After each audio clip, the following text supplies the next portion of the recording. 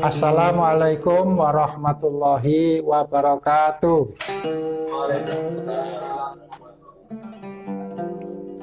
Marilah terlebih dahulu kita buka pertemuan ini dengan sama-sama membaca basmalah. Bismillahirrahmanirrahim. Alhamdulillahirabbil alamin wassalatu wassalamu ala asrofil anbiya'i wal mursalin Sayyidina Muhammadin wa ala alihi wa sahbihi ajma'in, amma ba'du. Saya akan sampaikan tipologi politik klasik, terutama dalam pembagian bentuk pemerintahan, yaitu ada yang disebut dengan tirani, oligarki, dan demokrasi.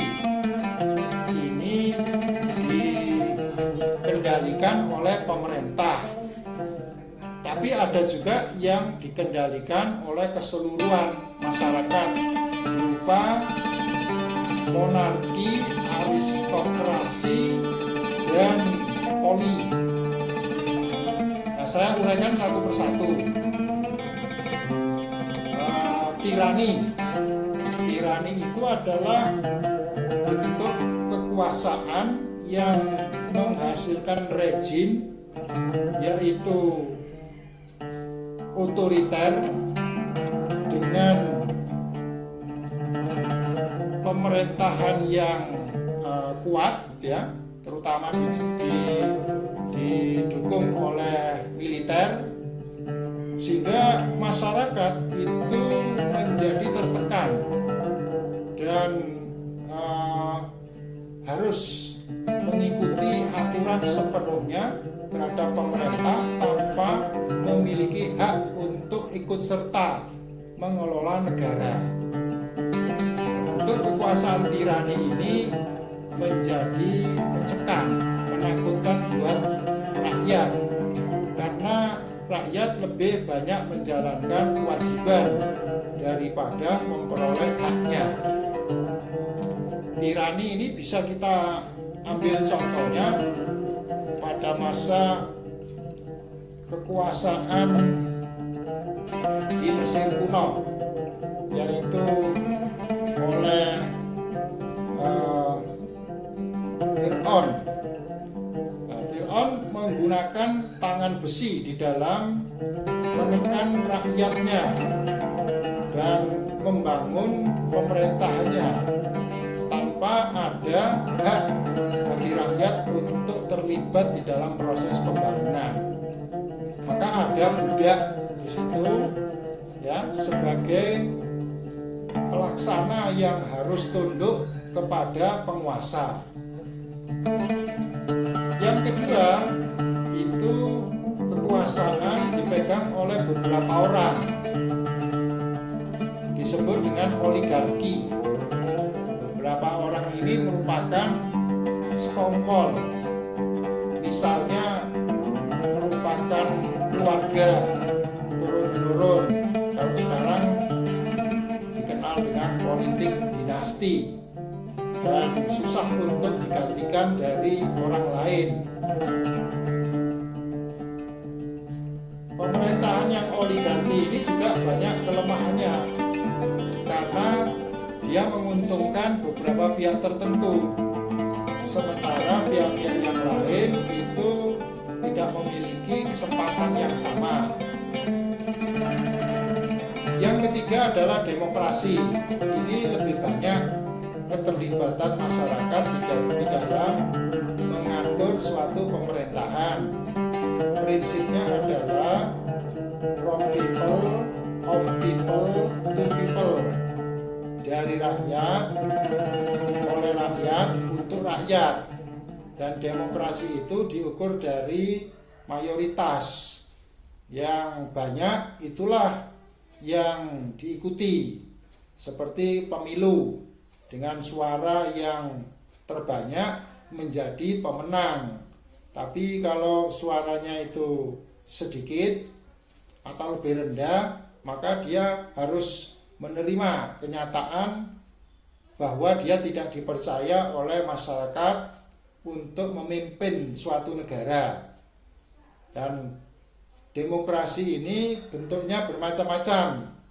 Kalau di negara barat seperti di Amerika Serikat itu demokrasi liberal. Kalau di Cina, di Rusia, demokrasi itu komunis. Kalau di Indonesia, demokrasinya Pancasila. Ketiga macam demokrasi itu berbeda satu sama lain, ciri khasnya maupun pelaksanaannya.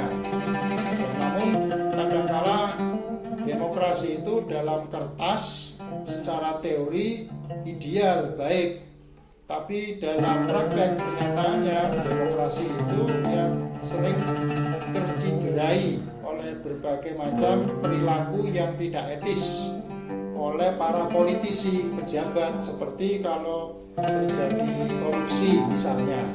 Itu bukan berarti bagian dari demokrasi, justru korupsi itu adalah cacatnya demokrasi. Nah, artinya demokrasi itu tidak berjalan normal. Nah, semakin banyak korupsinya berarti demokrasinya itu semakin rusak ya. Maka demokrasi juga menekankan kepada penegakan hukum, bukan hanya untuk merebut kekuasaan saja. Sedangkan monarki itu adalah kekuasaan yang berasal dari anggota tertentu, seperti misalnya suku. Ya, suku itu ada kepala suku yang turun-menurun dari orang tuanya kepada anaknya menggantikan, atau dari keluarga. Dari keluarga tadi sudah saya sebut dengan politik dinasti. Aristokrasi ini kerajaan. Banyak di negara-negara di dunia ini yang masih menganut aristokrasi. Seperti di Timur Tengah itu ada kerajaan Saudi Arabia, Keemiran Kuwait, kemudian bahkan di Eropa juga masih ada aristokrasi. Seperti di Inggris itu ada ratu, kemudian di Brunei di Asia Tenggara itu sultan, di Malaysia ada yang di Pertuan Agung, kemudian di Thailand itu ada raja. Begitu seterusnya. Ternyata yang politik dalam bentuk aristokrasi ini masih berjalan.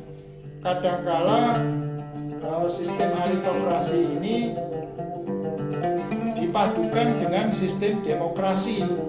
Seperti di Malaysia itu ada yang di Pertuan Agung, tetapi ada juga Perdana Menteri.